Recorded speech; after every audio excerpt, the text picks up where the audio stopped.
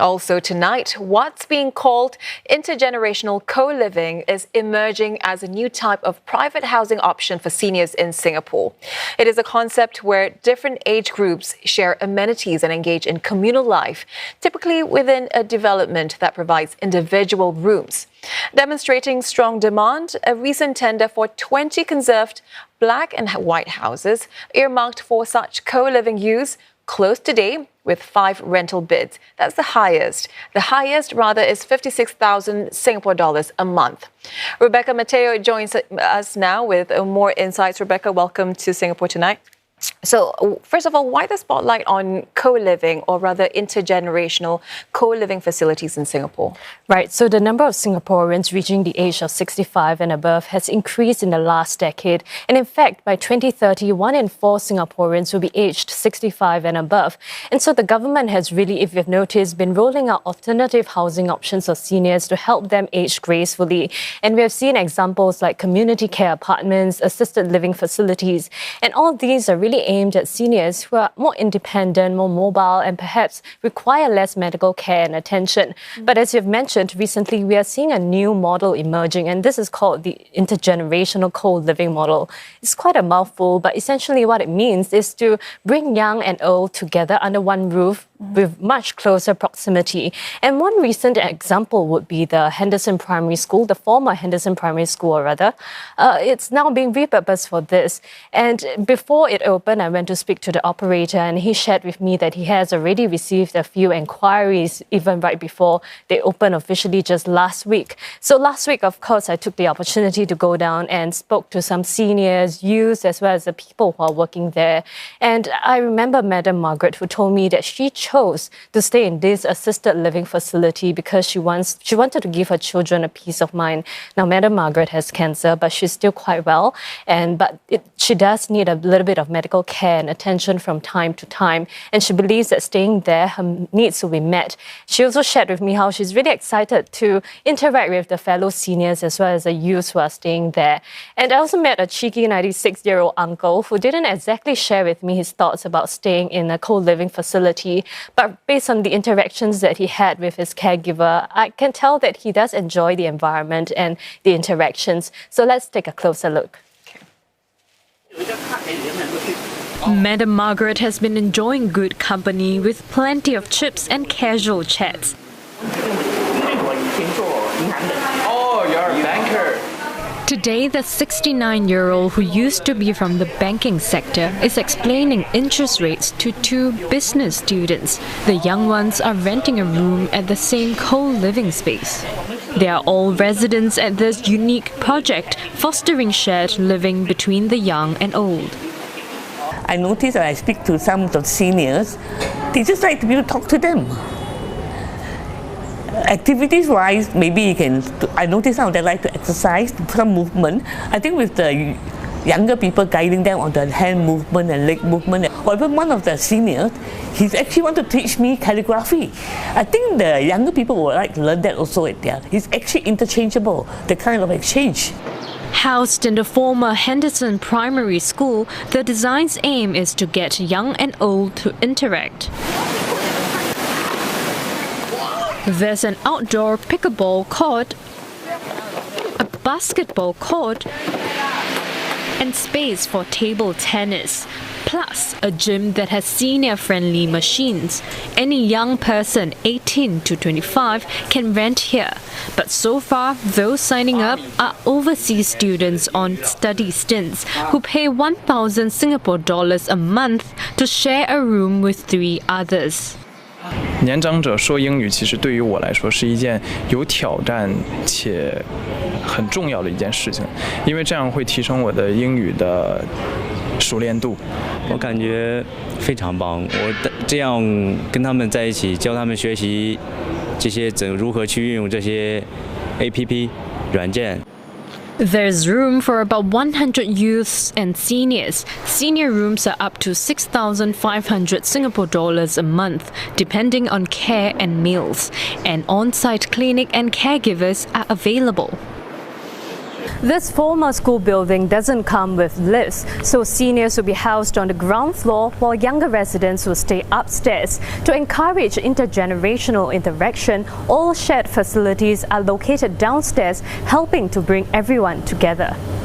The company behind this project won a public tender to operate this space last year. It's targeting people starting from age 60, whom they call young seniors.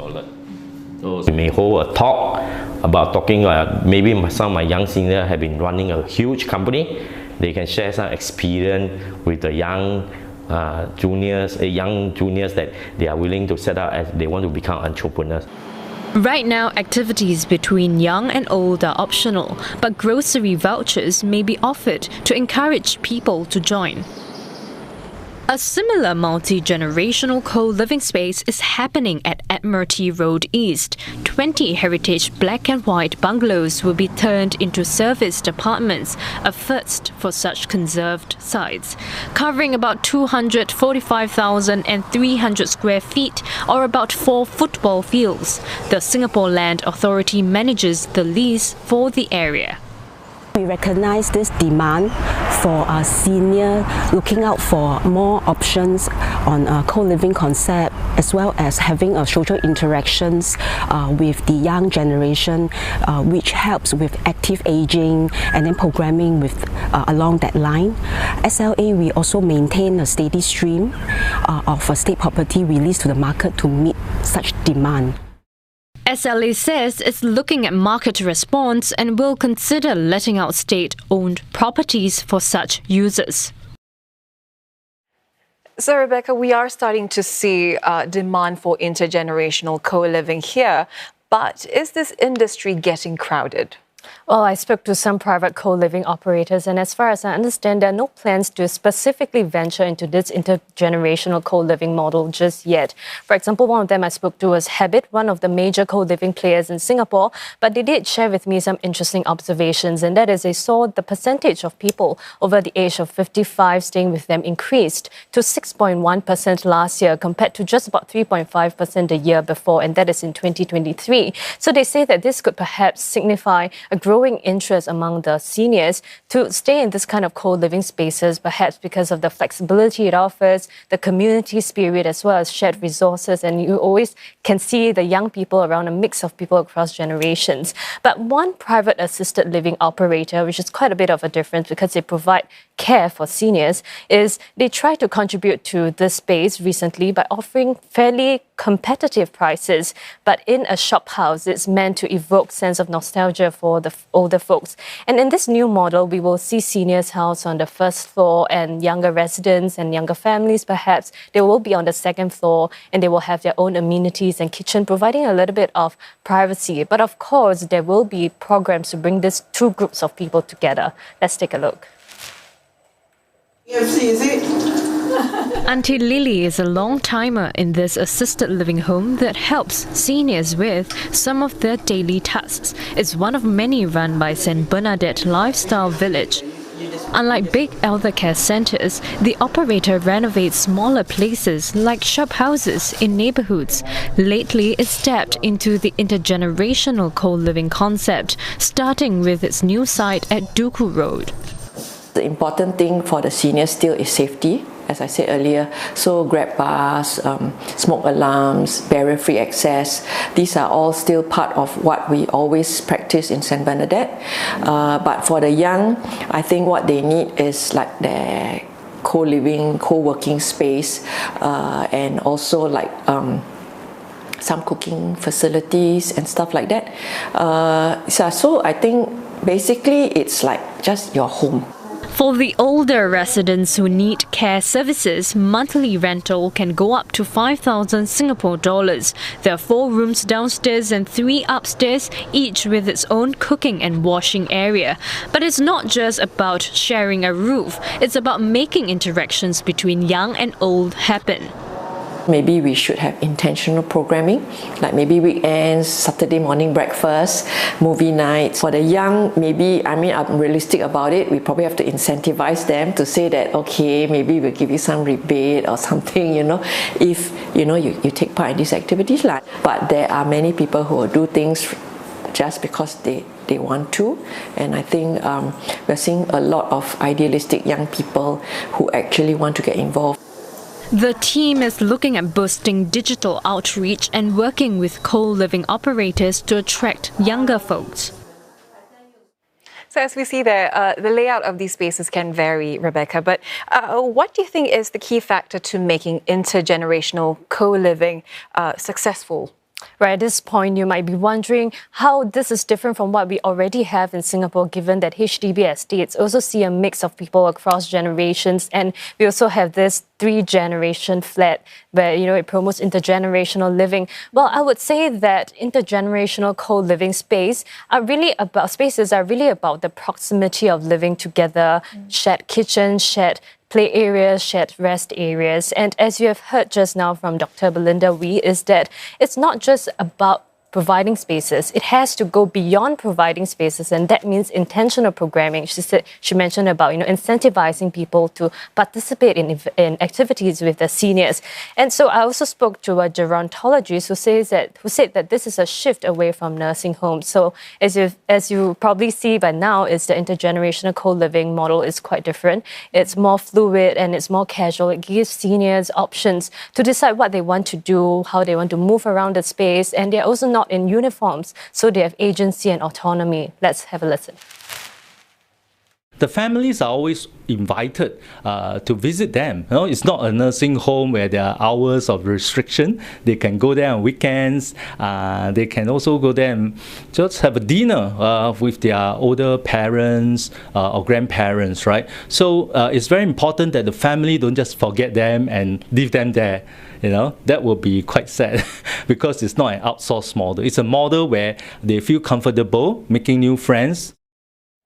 So proximity, interaction, those are key factors. But has this concept been tried and tested in other countries? Right, so Dr. Tan also told me that cities like Hong Kong, Taiwan, and countries like Japan also have a similar intergenerational co-living model in place. And take, for example, in places like Taiwan, high rents and rapidly aging population, very similar challenges that we face here in Singapore, also gave rise to initiatives where young people, university students, young professionals stay with seniors at lower rents. And of course, the young tenants are expected to contribute to face time. So they have to spend time with the seniors, offer company, go for activities together. And this is where the exchange of knowledge, ideas, and experience will happen.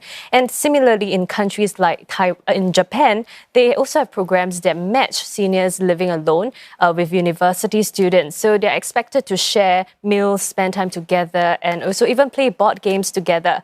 So in a similar vein, the students also receive rental discounts. And all these really are aimed at promoting a more inclusive society and to combat loneliness, while at the same time also perhaps offer more affordable rental options for certain groups in the society that may need it. And coming back to Singapore, it's increasingly becoming a reality here because, as we all know, that there are more people choosing to be single, and for some, down the road, they might lose their partners as well. So let's have a listen on what Dr. Tan has to say on this. I think in Singapore, we are seeing a trend of more singletons, and this is on an upward trend because we have a very successful healthcare program and people are living longer. We are in the blue zone, and as we have longer lifespan, this is where we will find that the intergeneration part is very useful for people who are single. They are looking for companionship with different age groups. So Shah, this idea is really in its early stages, and it remains to be seen how this model will work out for Singapore, and eventually perhaps there will be more organic interactions between the young and old. And also one more point is whether this sort of living arrangement will really meet the seniors' need, or how does it compare to other options available like nursing homes and assisted living facilities and community care apartments that I've mentioned just now, and also whether this arrangement will meet the several needs that seniors are looking out out for in terms of their health, social and mental well-being. Whatever that can help our seniors age successfully and happily, right? Rebecca, thank you so much for sharing your story with us. That was CNA's Rebecca Mateo.